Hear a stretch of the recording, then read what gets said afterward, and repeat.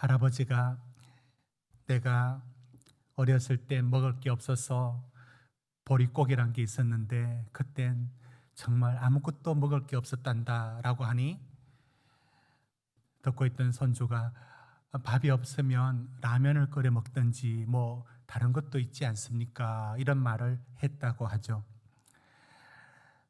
정말 우리는 광야가 어떠한지를 우리가 말로 이렇게 하면서도 얼마나 그곳이 우리 생활에 불편하고 어려운지를 잘 모르니까 그렇게 어려우면 지금 우리가 누리고 있는 것들을 쉽게 생각해서 아니 이거 없으면 저거 먹으면 되지 이런 식으로 얘기하기 쉽습니다. 그래서 저는 먼저 이 광야란 곳이 어떤 곳인지를 먼저 한번 느껴봐야 그 광야에서 왜 하나님을 원망하고 불평하는지, 그리고 하나님을 왜 광야에서 하나님만 바라보게 하는지를 접근할 수가 있다고 생각이 듭니다. 왜냐하면 광야는 언제나 황량하고 부족함을 느끼게 합니다.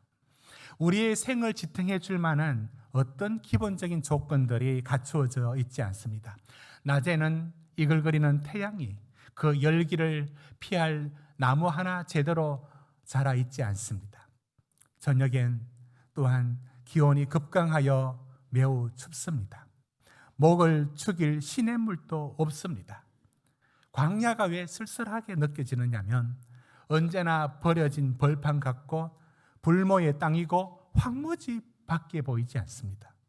한 번도 멈춘 적이 없는 바람 소리만 불 뿐입니다. 그곳엔 아름다운 꽃도 우거진 숲도 없습니다. 그저 말라 비틀어진 관목들과 풀들이 조금 있을 뿐입니다. 광야는 너무 불편하고 잠자리가 특히 불편하고 거긴 호텔도 없고 거긴 생활 필수품도 없고 마트도 없습니다. 그 광야가 어떻게 살 수 있을까?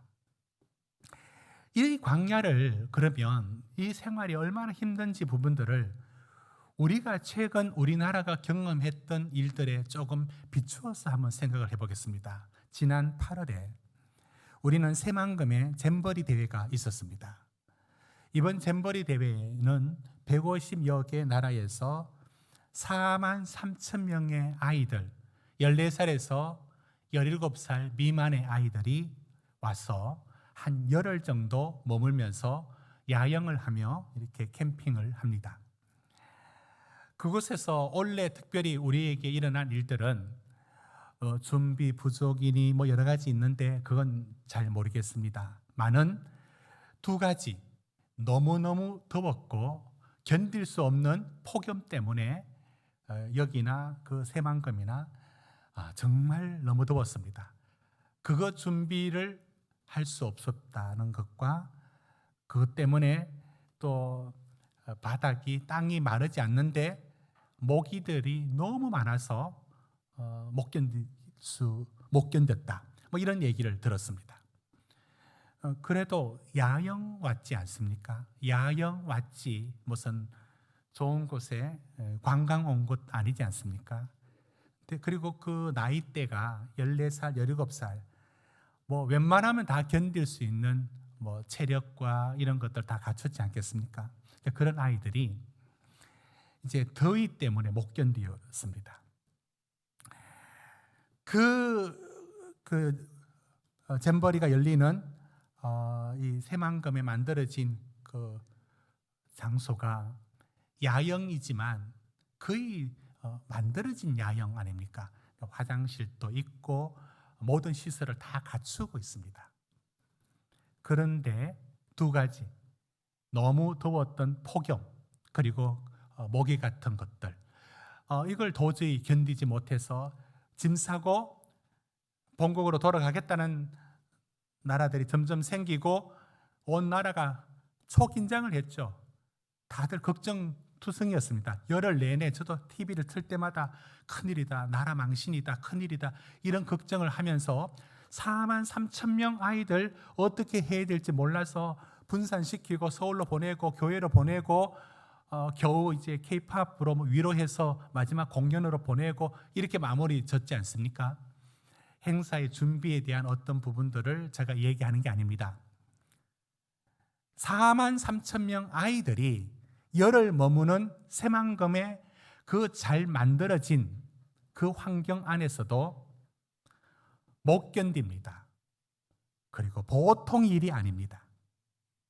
그런데 38년, 다 합치면 40년을 화장실이고 뭐고 아무것도 없는 그 광야에서 농사 짓고 사는 것도 아니고 양치고 사는 것도 아니고 계속 이동해 가야 되는 길을 38년을 광야에서 어떻게 살았을까? 여러분, 그 하루를 한번 상상할 수 있겠습니까? 어떻게 살았을까가 참, 우리가 이 새만금에 이번에 있었던 그 잼버리 대회를 보더라도 보통 일이 아니다는 사실을 알 겁니다. 거기 하루 사는 그 자체가 기적입니다. 자, 이게 광야입니다. 이런 광야에 항상 있는, 절대로 끝나지 않는 문제가 뭐냐? 이겁니다. 여러분 1절을 같이 읽읍시다. 17장 1절 시작. 이스라엘 자손의 온 회중이 여호와의 명령대로 신 광야에 있었더나 그 노정대로 행하여 르비딤의 장막을 쳤으나 백성이 마실 물이 없는지라. 여러분, 이 말은 광야를 지나는 내내 있는 문제입니다. 오늘 마실 물이 있으면 다 해결된 게 아니라 내일 또 이 문제가 생깁니다. 여러분, 영화는 해피엔딩이 있습니다. 영화에 보면 때로는 문제 일으키는 어떤 아들 녀석이 그 집에 어떤 악당이 들어오고 그 문제를 해결하는 과정에서 가족들이 다시 화해하고 잘 살게 되었더라, 뭐 이런 식의 어떤 해피엔딩이 가능합니다. 그런데 현실은 해피엔딩이 없는 것 같아요. 그건 좋았는데 그 다음날 또 눈 뜨고 또 싸워야 됩니다. 이게 현실입니다. 마실 물이 없다라는 이 광야의 현실은 꼭 우리 삶에 있는 일들과 다를 바 없습니다. 이거 해결되면 또 저게 기다리고 있습니다. 언제나 이게 끝났다 싶으면 또 기다리는 문제가 또 있습니다. 마실 물의 문제는 광야의 문제이고, 오늘날에는 이와 같은 일들로 우리의 삶의 현실은 도대체 끝이 없을 만큼 항상 이 문제가 다가옵니다. 자, 이 문제에 있어서 하나님은 왜 광야에 보내셨을까? 왜 그리고 마실 물을 제때제때 안 주실까? 이런 일을 통해서 하나님은 이스라엘 백성들을 어떻게 만들어 가실까? 자, 이런 생각들로 출애굽기를 읽어야 되지 않겠습니까? 자, 그러면 읽어가는데 그들이 이번에 이제 물을 달라고 하지 않겠습니까? 근데 물을 달라고 하는데 좀 이상해요. 여러분, 이상한 거 느끼는지 모르겠습니다. 오늘 본문에서 두 가지가 이상한데 첫 번째 이상한 거 여러분 뭔지 한번 알아챌 수 있으면 좋겠습니다. 2절 같이 읽읍시다. 시작. 백성이 모세와 다투어 이르되 우리에게 물을 주어 마시게 하라. 모세가 그들에게 이르되 너희가 어찌하여 나와 다투느냐? 너희가 어찌하여 여호와를 시험하느냐? 지금 물이 없어 원망하고 불평하는 것 맞죠? 맞습니다. 그런데 물이 없어 원망하던 마라 때하고 좀 다른 게 있어요. 뭐가 다르냐면 여러분 2절 다시 보십시오. 물이 없다고 원망하는 게 아니라 뭐라고 말합니까? 뭘 요구합니까? 물이 없다는 사실이라는 환경의 탓을 하는 게 아니고 뭐라 합니까? 지금 우리에게 물을 주어 마시게 하라. 여기서 약간 이상함을 느껴야 합니다. 어떤 이상함이냐면 물이 없어 이 광야라는 환경에 대한 불평이 아니라 물을 좀 마시게 해봐라. 이게 무슨 말이냐면 앞서서 하나님이 없던 물을 주셨고 못 마시던 물을 마시게 했던 기적을 염두에 두고 하는 말이에요. 다시 보십시오. 우리에게 물을 주어 마시게 하라. 전에도 그 잘하더니만 물 나오게 하더니만 마라의 물도 선물을 달게 만들어 줬잖아. 여러분, 그때 그들은 하나님의 기적을 봤습니다. 그리고 시간이 지났습니다.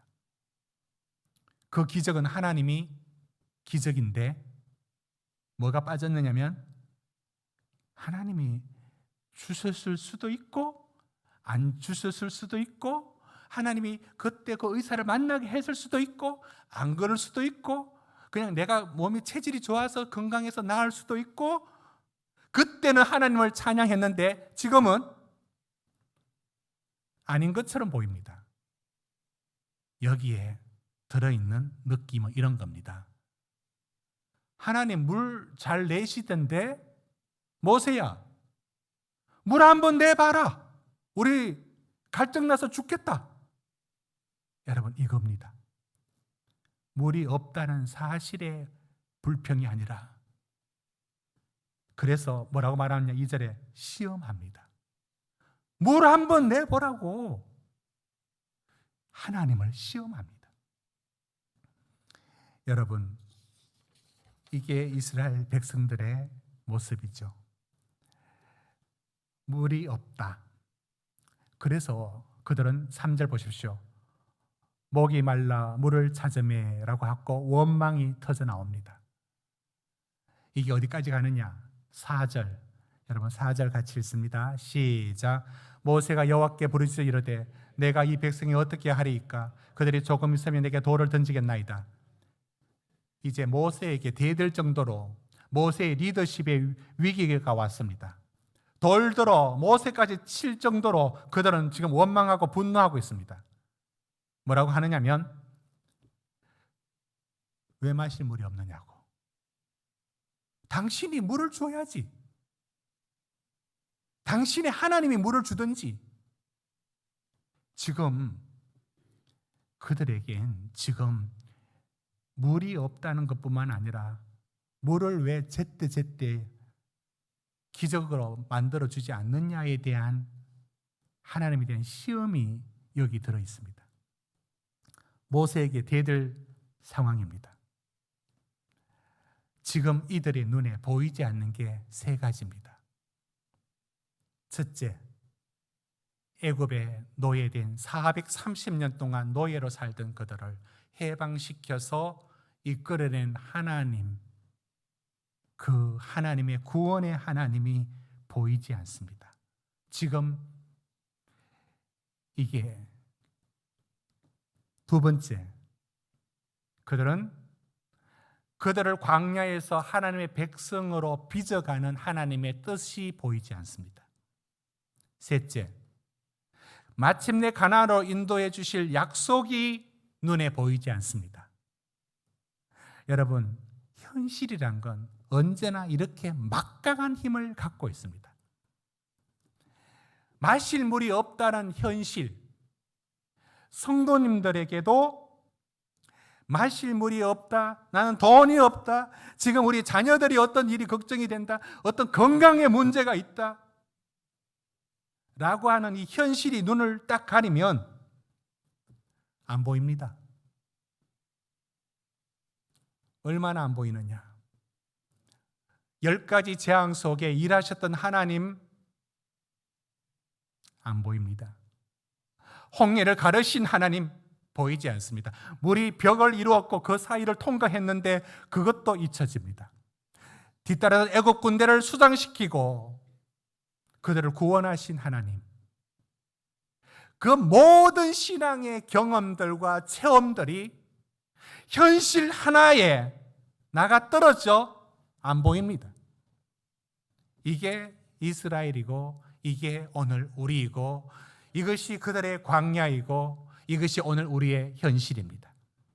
이렇게 현실의 문제, 마실 물이 없다라는 이런 우리의 신앙까지도 송두리째 뽑아서 던져버릴 만큼 위력이 셉니다.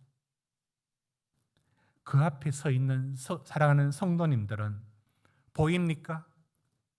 여러분을 구원하신 하나님, 430년 종되었던 그들을 구원하신 하나님, 여러분을 하나님의 백성으로 삼고자 연단하시는 하나님이 보입니까? 가나안의 약속을, 그게 여러분 기대됩니까?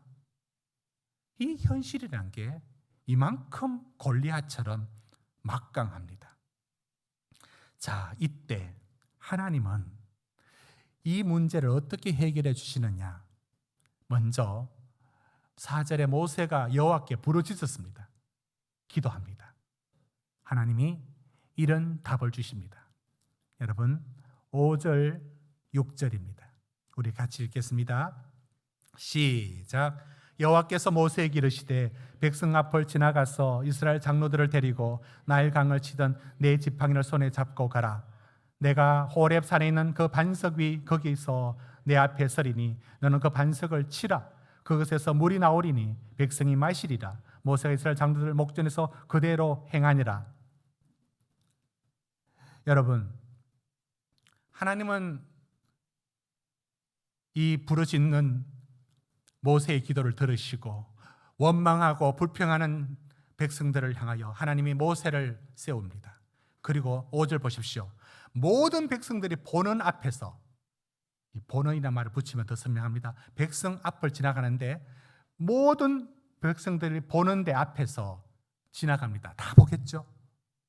한참 지나갑니다. 그러면서 거기에 대표들인 장로들을 뒤따라오게 합니다.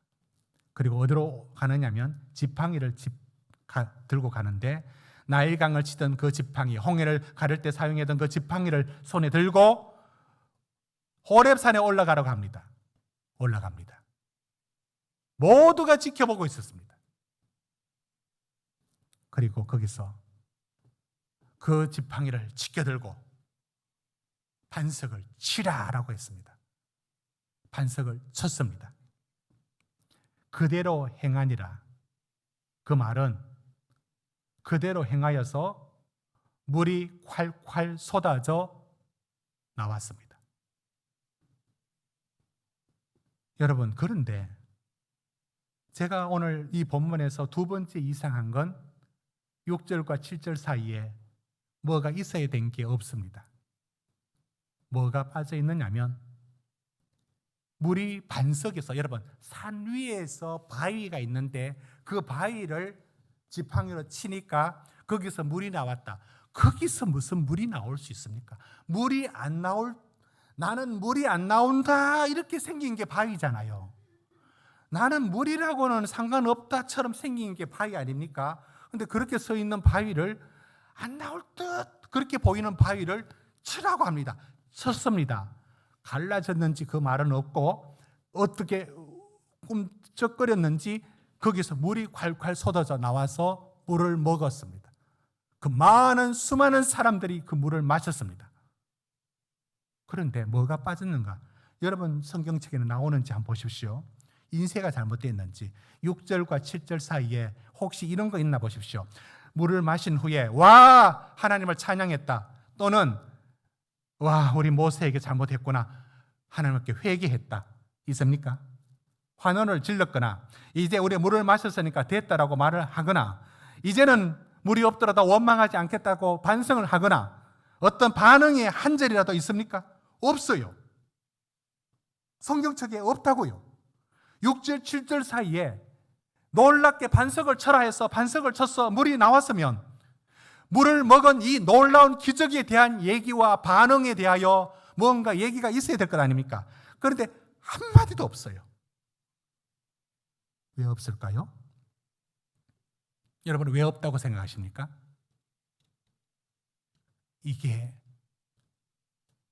한마디의 찬양도 감사도 회개도 물 마셨다는 이야기에 그 반응들이 하나도 없는 이유가 있습니다. 그 이유가 무엇이냐면 오늘 제가 드리는 말씀이 여기 있습니다. 그들은 하나님을 시험했습니다. 7절 읽어봅니다. 7절 시작. 그가 그곳 이름을 마사 또는 무리바라 불렀으니 이는 이스라엘 자손이 다투었으며 또는 그들이 여호와를 시험하여 이르기를 여호와께서 우리 중에 계신가 안 계신가 하였습니다. 여러분, 물이 콸콸 나오면 하나님 계십니다.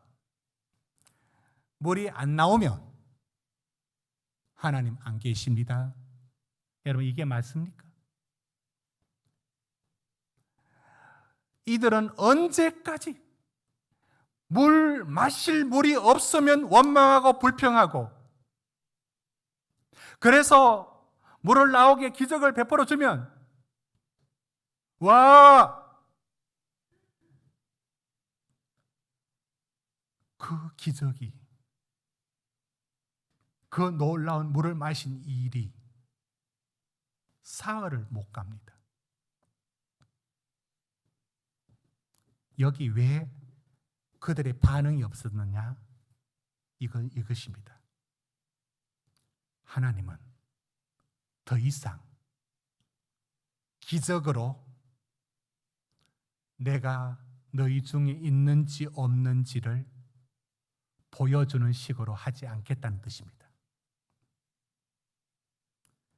7절 끝에 보십시오. 여호와께서 우리 중에 계신가 안 계신가?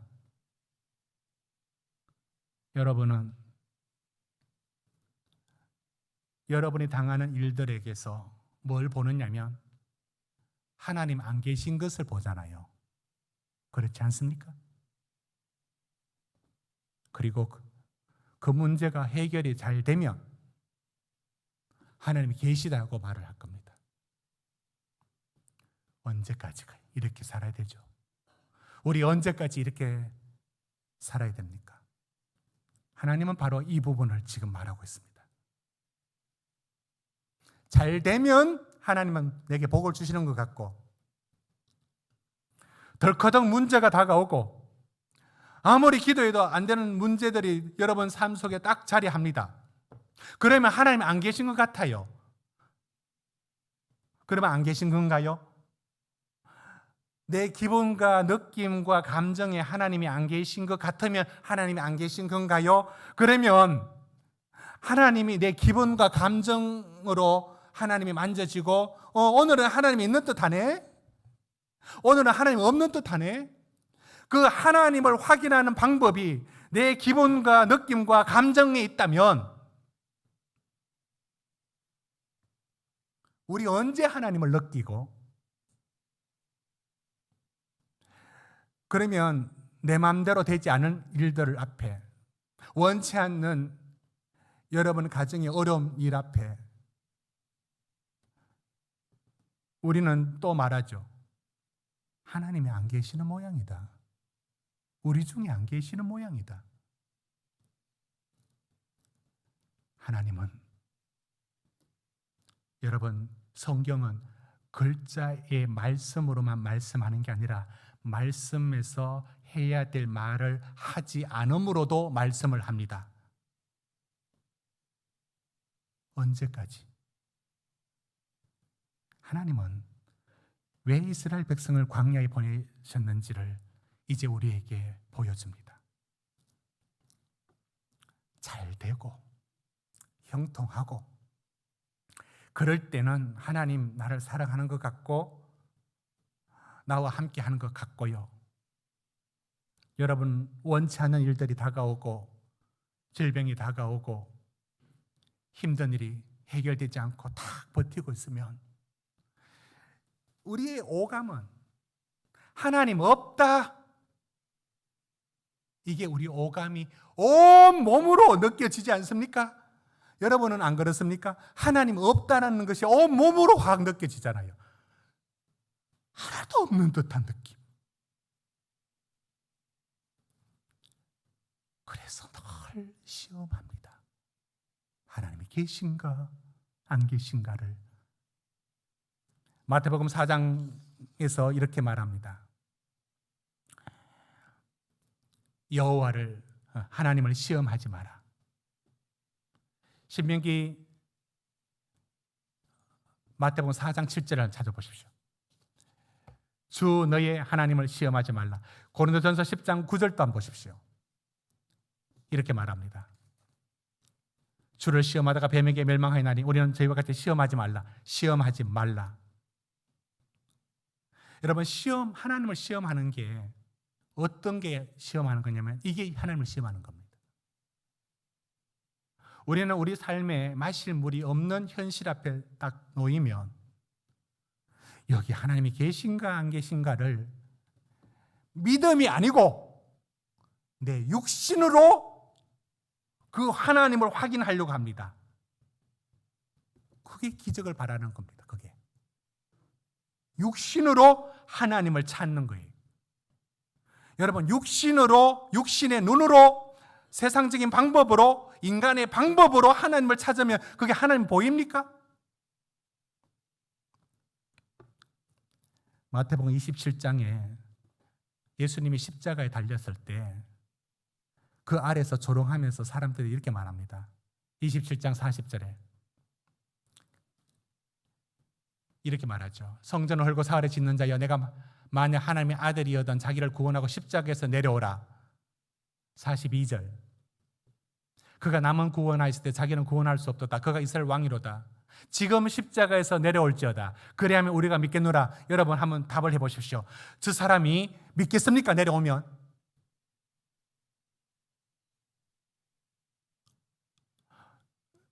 십자가에 내려왔을 때 내려오는 걸 보고 우와! 나는 당신을 믿습니다. 여러분 그게 가능합니까? 그게 믿음인가요? 그게 믿음이 생길 것 같습니까?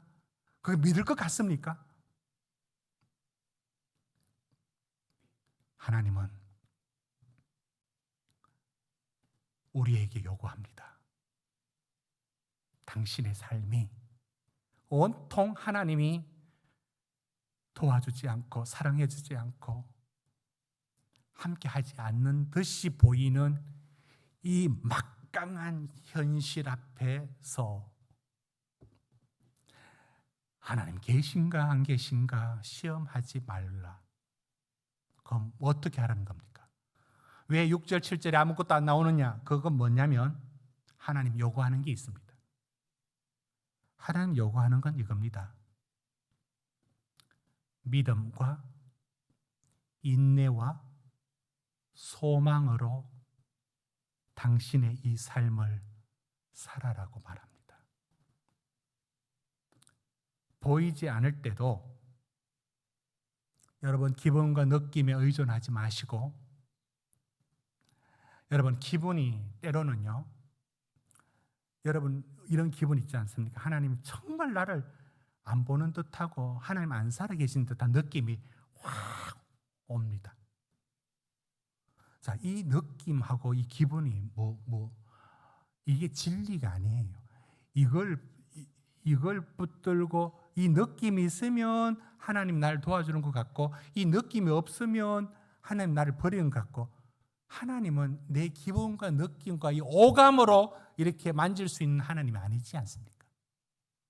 하나님은 언제나 어떻게 만져지느냐면 믿음으로만 하나님이 보입니다.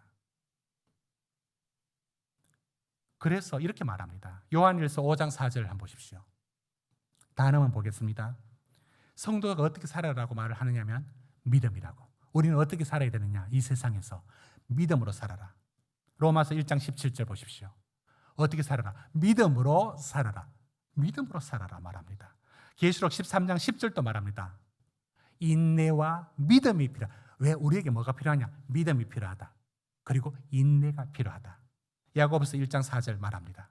같이 읽읍시다. 시작. 인내를 온전히 이루라. 이는 너희로 온전하고 구비하여 조금 더 부족함이 없게 하려 함이라. 야고보서 5장 11절. 시작. 보라, 인내하는 자를 우리가 복되다 하나니 너희가 욥의 인내를 들었고 주께서 주신 결말을 보았거니와 주는 가장 자비하시고 긍휼히 여기시는 이시니라. 여러분, 성도의 삶에 믿음이란 부분과 인내라는 부분이 반드시 하나님이 요구하는 바입니다. 왜냐하면 마실 물이 없는 이 광야에서 하나님이, 홍해를 가르신 하나님이 그 물을 못 주시겠어요?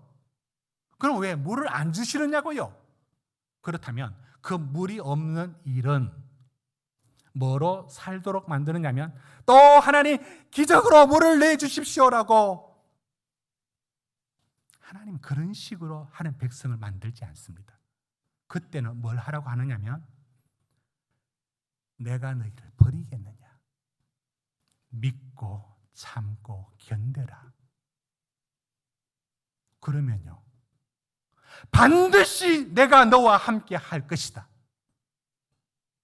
어떻게 하라고요?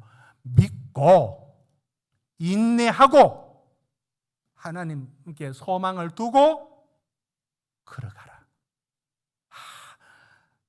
기분이 그렇지 않는데요, 내 느낌이 그렇지 않는데요, 하나님과 함께 하시지 않는 것처럼 보입니다. 온통 그렇게 보입니다.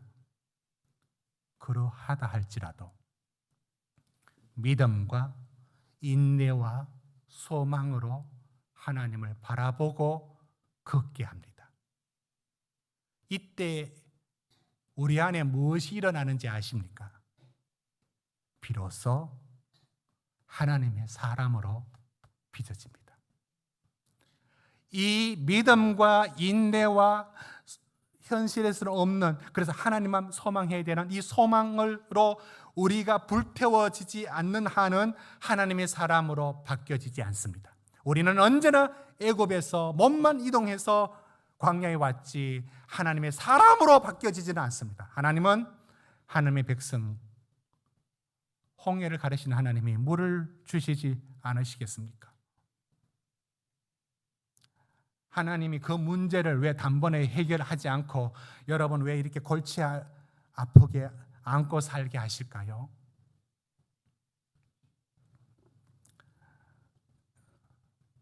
예수님이 이런 비유를 하셨습니다. 씨 뿌리는 비유를 했습니다. 길가에 떨어진 씨앗이 있고 돌밭에 떨어진 씨앗이 있고 가시덤불에 떨어진 씨앗이 있다고 했습니다. 이것은 씨앗은 말씀이라 했고, 그것은 하나님의 말씀이 그를 얼마나 움직이고 그를 다스리느냐에 따라서 하나님의 사람이 되어가는 과정, 이 하나님 나라를 비유한 얘기입니다. 길가란 것은, 길은 세상입니다.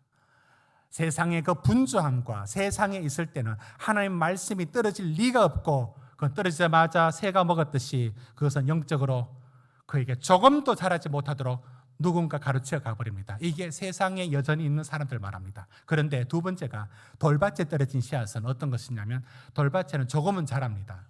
그런데 환난과 핍박이 어쩌다가 아니 반드시 있는데, 여러분 말씀이 자라려면 환난과 핍박이라는 게 반드시 있다고요. 그걸 못 견디고 말라버린 게 바로 돌밭에 떨어진 씨앗의 비유입니다. 여러분이 신앙이 돌밭에 떨어진 신앙이 되면 안 됩니다.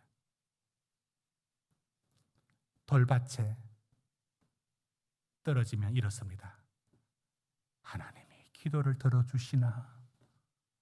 우리 자녀의 문제 그걸 해결을 해주시나? 내 건강의 문제를 해결해 주시나? 아무것도 안 해주시는 거예요. 해주는 게 아무것도 없어요.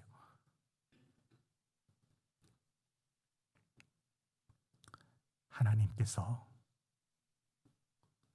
그 일을 갖고서도, 좋은 일이 아니라 힘들고 고달픈 일들을 갖고서도 그 일 통해서도 하나님이 일을 하신다는 것은 이게 하나님의 일입니다. 그 일은 어떻게 볼 수 있느냐면 믿음과 인내와 소망이 아니고는 도무지 볼 수가 없습니다. 여러분, 그러나 너무 걱정하지 마십시오. 여러분, 이거 내가 어떻게 그러면 이렇게 믿음과 인내와 소망으로 살 수 있을까? 너무 걱정하지 마십시오. 왜냐하면 이런 약속이 있습니다. 오늘 마지막으로 로마서 5장 3절부터 5절 말씀 우리 같이 읽습니다. 시작. 다만 이뿐 아니라 우리가 환난 중에도 즐거워하나니 이는 환난은 인내를, 인내는 연단을, 연단은 소망을 이루는 줄 알미로다. 소망이 우리를 부끄럽게 하지 아니함은 우리에게 주신 성령으로 말미암아 하나님의 사랑이 우리 마음에 부은 바 됨이니. 여러분, 이렇게 생각이 들 겁니다. 내가 이 믿음 갖고 살아가면 될까? 내가 이렇게 참는다고 될까? 내가 이 소망을 갖고 혹시 내가 어떻게 계속 견딜 수 있을까? 걱정 마십시오. 여러분의 믿음과 여러분의 인내와 여러분의 소망이 부끄러움을 당하지 않는 보증을 받을 수 있습니다. 지금 보증은 지금 받아야 의미가 있습니다. 나중에 줄 것이 알지 그걸 못 받을 수 있잖아요. 그걸 어떻게 지금 보증을 받아야죠. 어떻게? 5절 다시 띄워주십시오. 우리가 가진 여러분 이 소망만 소망이 아니에요. 믿음과 인내와 소망이 5절 부끄럽게 되지 아니하는 것은 보증을 해주신대요. 뭐로? 우리에게 주신 성령으로 말미암아 하나님의 사랑이 틀림없이 하나님 반드시 내 이 어떤 시련 앞에서도 내 이 어떤 버림받은 느낌 앞에서도 하나님은 하실 일이 있고 승리를 거두시며 마침내 복이 되게 할 것이라는 보증을 성령 안에 여러분에게 해주십니다. 이거 붙들고 광야에 섰을 때 막강한 현실 앞에 설 때 기억하십시오. 또 내가 원하는 기적대로 우리 중에 하나님이 계신가 안 계신가 시험하지 마시고 하나님은 우리에게 요구합니다. 믿음과 인내와 소망으로 여러분 붙들고 걸어가십시오. 저도 믿음과 인내와 소망 붙들고 살아갑니다. 저는 이 길이 하나님이 그 끝을 책임져 줄 줄로 믿습니다. 저는 우리 성도님들이 믿음과 인내와 소망을 붙들고 가는 이 길이 그 끝을 우리 하나님은 단 한 번도 어긴 적이 없습니다. 이것이 오늘 우리가 걸어가야 될 광야의 길입니다. 기도하시겠습니다.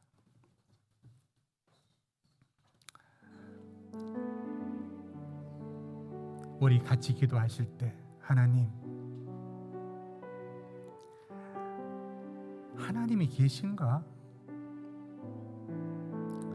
이렇게 무리 없는 막강한 현실 앞에 우리는 질문합니다. 여러분의 오감과 여러분의 느끼는 모든 감정들은 하나님이 없다. 마치 호렙산의 바위처럼 물이 안 나올 듯이 생겼습니다. 한 방울도 거기서 무슨 물이 나올 것 같아 보이지 않습니다. 그 답답함을 지팡이로 쳤을 때 지팡이가 알라딘 램프라서 물 나온 게 아니에요. 하나님, 바위에 거기서 물이 안 나올 듯이 생겼던 곳에서 물을 내게 하신 하나님은 내 현실 도대체 하나님이 도와주지 않을 듯이 여겨지는 그 앞에서도 하나님은 샘물 나게 하십니다. 이것이 하나님 우리에게 역사하는 방법입니다. 그럴 때 우린 또 다른 기적을 또 찾지 마시고 이 눈에 아무 증거 보이지 않아도 믿음으로 걷고 인내하고 소망 갖고 살아가면 하나님 반드시 우리에게 역사하심을 보게 됩니다. 오늘 말씀 붙들고 우리 같이 기도하시겠습니다.